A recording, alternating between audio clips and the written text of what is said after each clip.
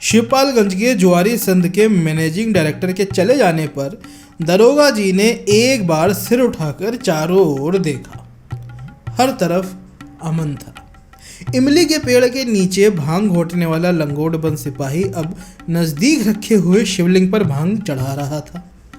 घोड़े के पुट्ठों पर एक चौकीदार खरहरा कर रहा था। हवालात में बैठा हुआ डकैत जोर जोर से हनुमान चालीसा पढ़ रहा था और बाहर फाटक पर ड्यूटी देने वाला सिपाही निश्चय ही रात को मुस्तैदी से जागने के लिए खंबे के सहारे खड़ा होकर सो रहा था।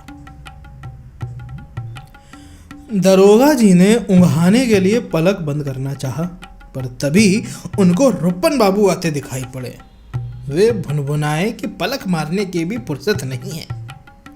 रुपन बाबू के आते ही वे कुर्सी से खड़े हो गए और विनम्रता सप्ताह बहुत पहले बीत जाने के बावजूद उन्होंने विनम्रता के साथ हाथ मिलाया।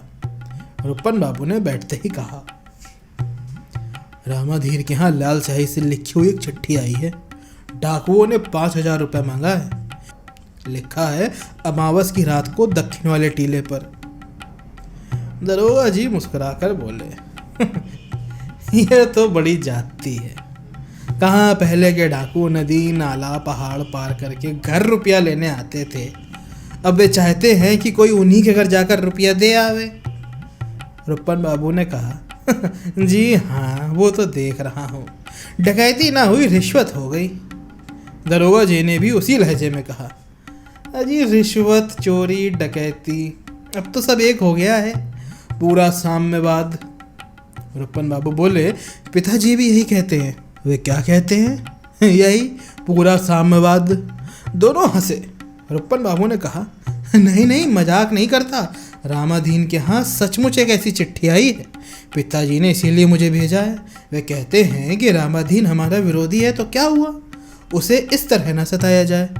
बहुत अच्छी बात कहते हैं, जिससे बताइए उससे कह दूंगा। रुपन बाबू ने अपनी गड्ढे में धसी हुई आंखों को सिकोड़ कर दरोगा जी की ओर देखा। दरोगा जी ने उन्हें घूर कर देखा और मुस्कुराकर बोल दिए, अरे घबराइए नहीं, मेरे यहाँ होते हुए डाका नहीं पड़ेगा।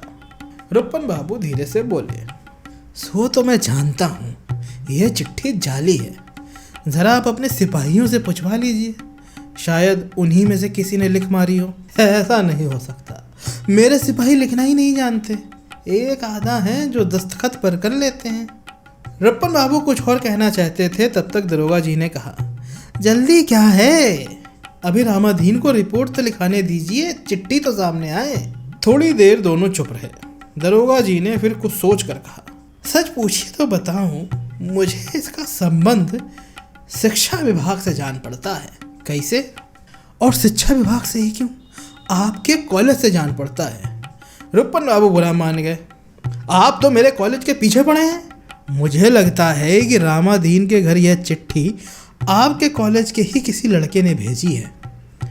आपका क्या ख्याल है? आप लोगों की निगाह में सारे जुर्म स्कूली लड़के ही करते हैं। रुपन बाबू ने फटकारते हुए कहा, अगर आपके सामने कोई आदमी जहर खाकर मर जाए तो आप लोग उसे भी आत्महत्या ना मानोगे, यही कहोगे किसी विद्यार्थी ने जहर दिया है। ठीक कहते हैं रुपन बाबू, जरूरत पड़ी तो मैं ऐसा ही कहूँगा। मैं बख्तावर सिंह का चेला हूँ, शायद आप नहीं जानते। इसके बाद सरकारी नौकरों की बातचीत का वही अकेला मजमून खुल गया कि पहले के सरकारी नौकर कैसे होते थे और आज के कैसे हैं। बख्तावर सिंह की बात छिड़ गई।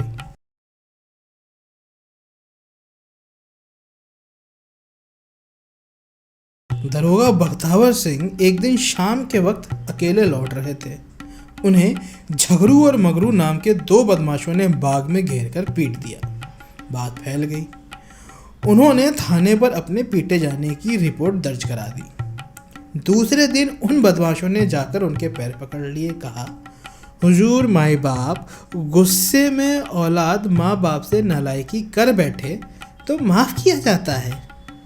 बख्तावर सिंह ने माँ बाप का कर्तव्य पूरा करके उन्हें माफ़ कर दिया। उन्होंने औलाद का कर्तव्य पूरा करके बख्तावर सिंह के बुढ़ापे के लिए अच्छा खासा इंतजाम कर दिया। बात आई गई हो गई, पर कप्तान ने इस बात पर ऐतराज़ किया, तुम अपने ही मुकदमे की जांच कामयाबी से नहीं कर सका तो दूसरे को कैसे बचाएगा? अंधेरा थोड़ा क्या हुआ, तुम किसी को पहचान नहीं पाया तो तुमको किसी पर शक करने से कौन रोक सकता?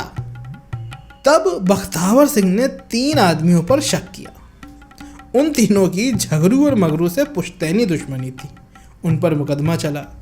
झगरू और मगरू ने बख्तावर सिंह की ओर से गवाही दी, क्योंकि मारपीट के वक्त वे दोनों बड़े ही स्वाभाविक कारण से यानी पखाने की नियति से बाग में आ गए थे। तीनों को सजा हुई। झगरू और मगरू के दुश्मनों का यह हाल देखकर इलाके की कई औलादें बख्तावर सिंह के पास आकर रोज प्रार्थना करने लगी कि माए बाप, इस तरह हमें भी पीटने का मौका दिया जाए। पर बुढ़ापे का निबाह करने के लिए झगरू और मगरू काफ़ी थे। उन्होंने औलादें बढ़ाने से इनकार कर दिया। रुपन बाबू काफ़ी देर हंसते रहे। दरोगा जी खुश होते रहे कि रुपन बाबू एक किस्से में ही खुश होकर हंसने लगे। दूसरे की ज़रूरत नहीं पड़ी। दूसरा किस्सा किसी दूसरे लीडर को हंसाने के काम आएगा। हंसना बंद करके रुपन बाबू ने कहा, तो आप उन्हीं बख्तावर सिंह के चेले हैं? था, आज़ादी मिलने के पहले था, पर अब तो हमें जनता की सेवा करनी है, गरीबों का दुख दर्द बांटना है, नागरिकों के लिए। रुपन बाबू उनकी बाँह छूकर बोले, छोड़िए, यहाँ मुझे और आपको छोड़कर कोई तीसरा सुनने वाला नहीं है। पर वे ठंडे नहीं पड़े। कहने लगे, मैं तो यही कहने जा रहा था कि मैं आज़ादी मिलने के पहले बख्तावर सिंह का चेला था, अब इस ज़माने में आपके पिताजी का चेला हूँ।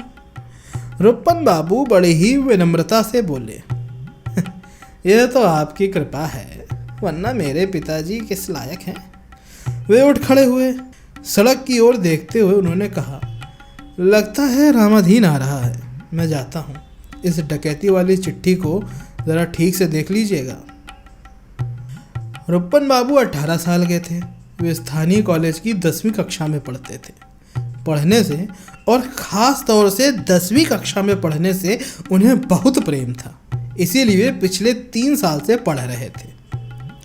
रुपन बाबू स्थानीय नेता थे।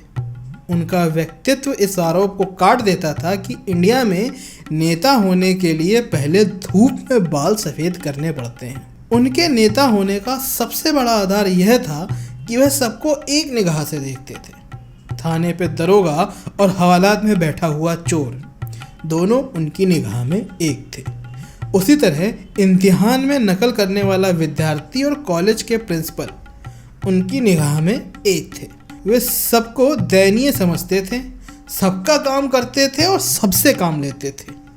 उनकी इज्जत थी कि पूंजीवाद के प्रतीक दुकानदार उनके हाथ सामान बेचते नहीं, अर्पित करते थे, और शोषण के प्रतीक इक्के वाले उन्हें शहर तक पहुंचाकर किराया नहीं, आशीर्वाद मांगते थे।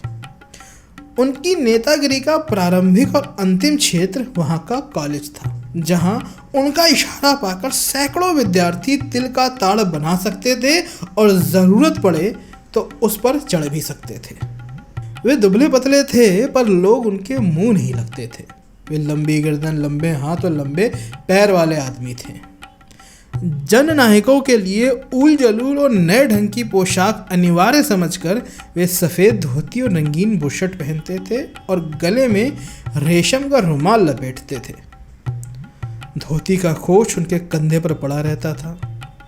वैसे देखने में उनकी शक्ल एक घबराए हुए मरियल बछड़े की सी थी, पर उनका रौब पिछले पैरों पर खड़े हुए एक हिनहाते घोड़े का सा जान पड़ता था। वे पैदाइशी नेता थे, क्योंकि उनके बाप भी नेता थे। उनके बाप का नाम वैद जी था।